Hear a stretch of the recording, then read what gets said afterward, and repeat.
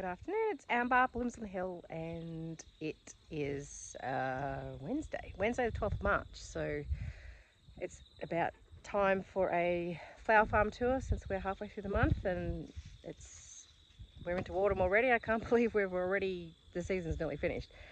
Anyway, it's been crazy dry. We haven't had much rain at all for a long time. Look at my paddock, it's really bad.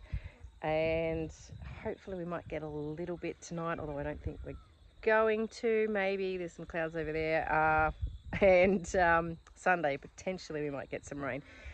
This afternoon, well, it's coming up to after 5, so we're looking about 5:30, and I've got a lady turning up to do a bouquet workshop, and it's just her on her own, so I thought that we would do it here instead of going up the Budgery Hall, and I'm going to let her harvest her own flowers, which would be good. This is a bit of a bonus, I guess, for her, because this way I can teach her how to harvest all the different flowers, since it's just one-on-one, and it's much easier not having, say, 10 people all diving on my patch and I can't control what they're cutting, because I've got another flower farmer coming tomorrow to buy some red dahlias off me for a wedding, and I've got a wedding next week and I've got a market this weekend, so I've sort of got to be careful what gets cut.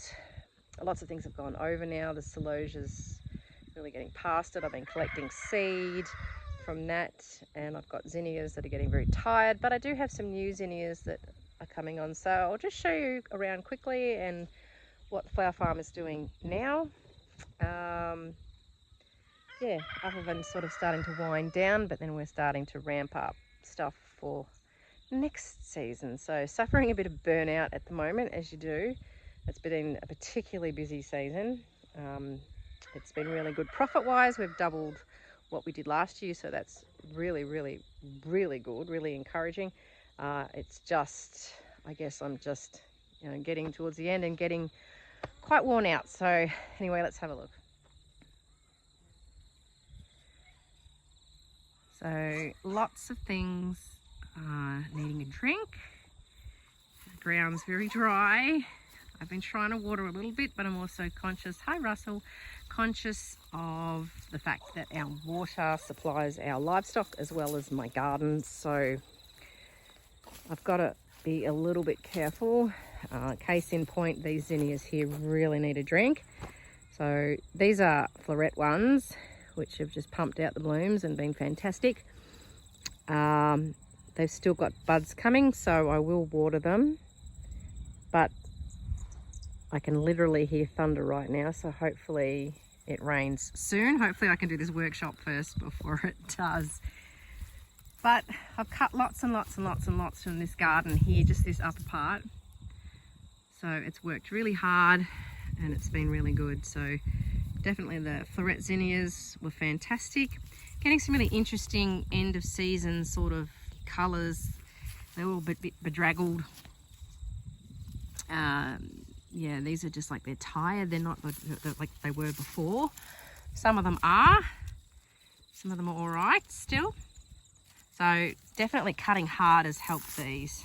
Yeah, I've been really liking my Rebecca this year, and I've cut off it a lot. Next season, I'm not going to bother growing this one. I can't remember which one it is. Can't remember.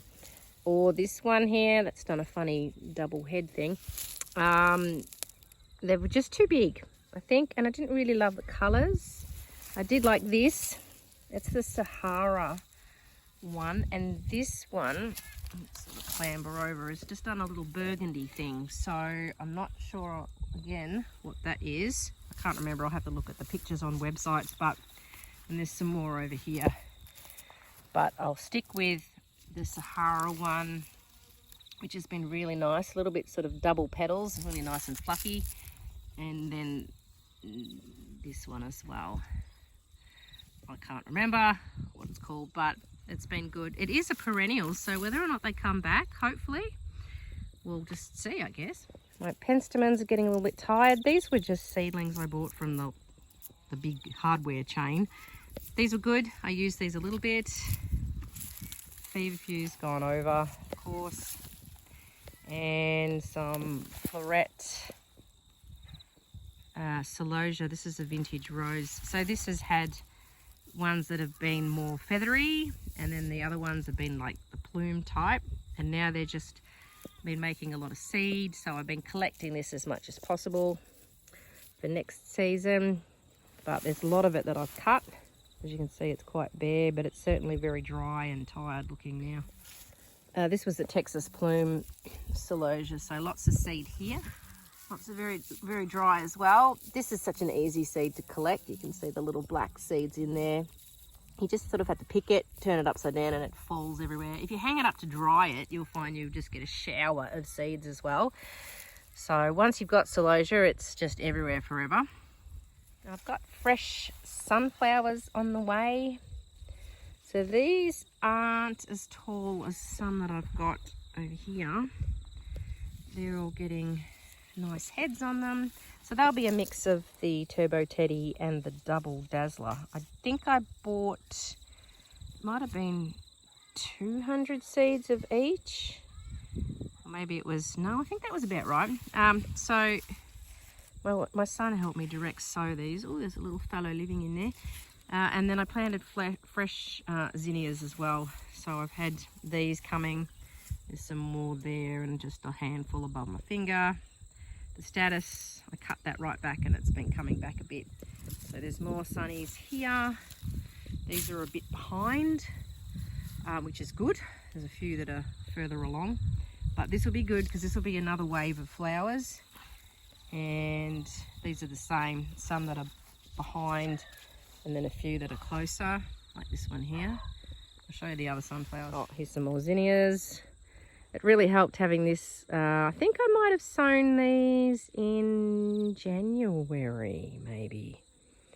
So yeah, they've certainly given me another fresh lot of flowers, which is good. Next season, I'm definitely going to be better at succession sowing. There's a bit of chocolate lace that's been a late plant and now it's decided to bloom. Need to do more successions of that. This is the other patch, the bigger patch of sunflowers. And so these are taller, which like the height doesn't really matter. I don't really want the height on them because they'll be in bunches. And I've planted them as close together as possible. I just want thinner stems where I can. So there'll be smaller ones, like these are very narrow, so they'll be good in bouquets. These bigger ones will be good in bunches at the bakery where I'll just sell 5 stems in a little bunch. So they're getting close. Looks like probably next week, I'd say. I've got a whole heap of seed trays that are sown. I can show you those quickly. It's not super exciting, but I've planted out my sweet peas. So trying to keep those alive because it's still hot on and off. I think this Saturday it's supposed to be 37. That's a little patch of Canterbury bells, really having to nurture that. And the sweet, these are Sweet Williams I planted out a little while ago, and they're sort of a bit more established now, so they're sort of surviving the heat okay, but just watching the hot weather there. And then there was foxgloves. These are last year's foxgloves, but this is a different variety. So keeping an eye on those seedlings too.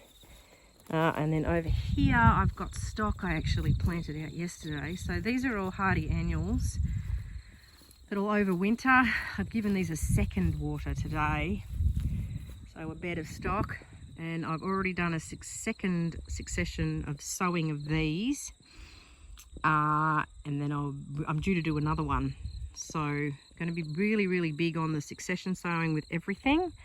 But I just keep having wave after wave of flowers, particularly because I've been so busy and I need so much stuff now. So like now, because I didn't do it well, I'm sort of, everything's kind of getting very tired. And other than new zinnias and sunflowers, a lot of things are really going over and starting to finish. And I've got a wedding, not this weekend, but next weekend. I've still got to make it.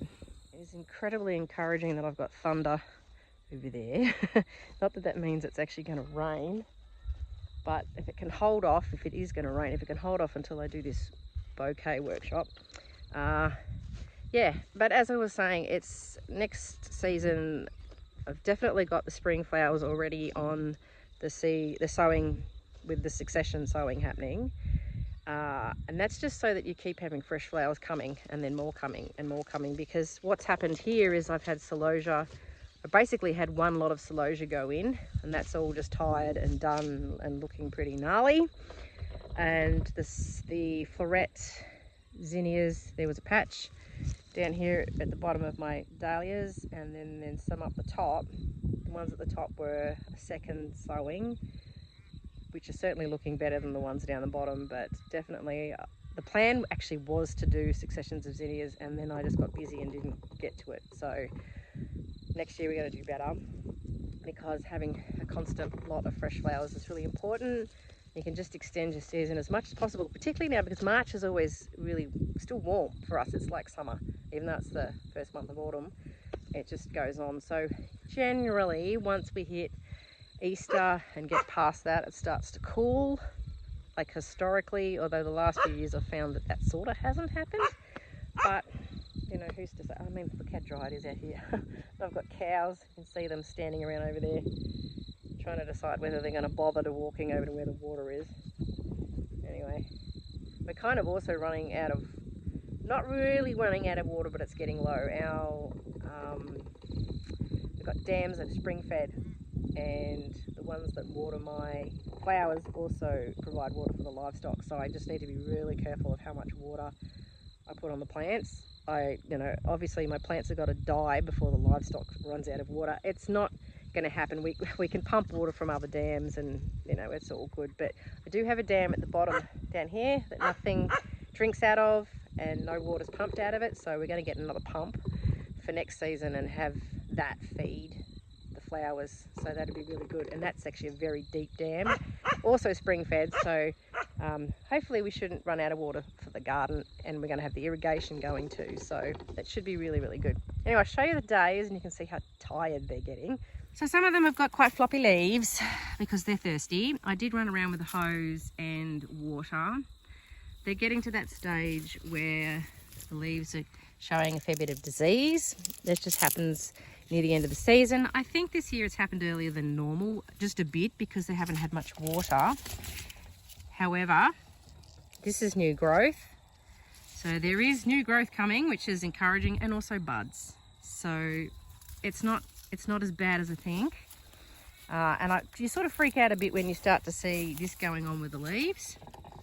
But it's really normal. I feel like it's earlier than usual, but potentially it's not. It's just I forget each year. But there's still lots of flowers. They're doing that thing where they get thinner stems and you get the odd weird sort of head. But there's still a lot of blooms out there. My cosmos, I really need another succession of cosmos. It's really getting tired. It's impossible to keep up with this, and this has just all been let go, so I'm not really fussed about that. I do have some more down the bottom, but this light, you find the odd thing. Because I don't use this in bouquets that go to the bakery, or do I use it in bouquets that go to the market because it doesn't like being outside in the heat. It's alright if you get a bouquet order or for a wedding, but there's sort of less of those for me. But anyway, more successions, but I certainly don't want to grow a lot of it. Like, that is a fair bit of it to keep up with. I wouldn't want to grow any more of that in any one hit, just a small patch. And then if you can have another one coming in a few weeks time, then you can pull out the old one and then you've got a new one. I can't believe my beans, they're so straggly, and now they've just produced more beans. Straw flowers on their last legs, and they're all going to seed. So, I should collect this. A lot of it's actually blown out. I have a heap of saved seed from previous seasons, but I want to grow a lot more straw flowers because they're so nice fresh. They're like little jewels. They're really lovely. Show you how tired all these are. I haven't bothered watering any of the single varieties because honestly, they're not ones I'm going to pick. So to conserve water, we're not bothering with those at all. There's my amaranth, which has gone over. Love the hot biscuits and the hot chili. I've been saving seeds from these. Super easy to save seeds from amaranth. Once you've got it, you've got it. And it just produces so much seed. Like, so much seed. Asters, hate them, not growing them again. More tired dahlias. My phlox I've let go because it's a bugger to harvest. It really is. You try and cut a large amount and you just get this tiny little bit with a tiny little bit of flowers. It's got the nicest smell, so I don't know whether I'm going to grow it again. Really didn't use a lot of it, so I don't know. Globe Amaranth, love this, so I'll certainly grow more of that. And then here you can see look at my poor celosia. So it's going over. So there's been seed saving going on here. So we'll have a lot of that for next season. And then over here is my very, very tired zinnias that they really need a water. So I hope it rains. And here comes my bouquet person. So I better run. Anyway, this was a super, super quick tour because there's certainly not a lot to show you at the moment other than like everything you've seen from previous tours like over the months. It's just now reaching its end. So I better run and I'll catch up with you next time.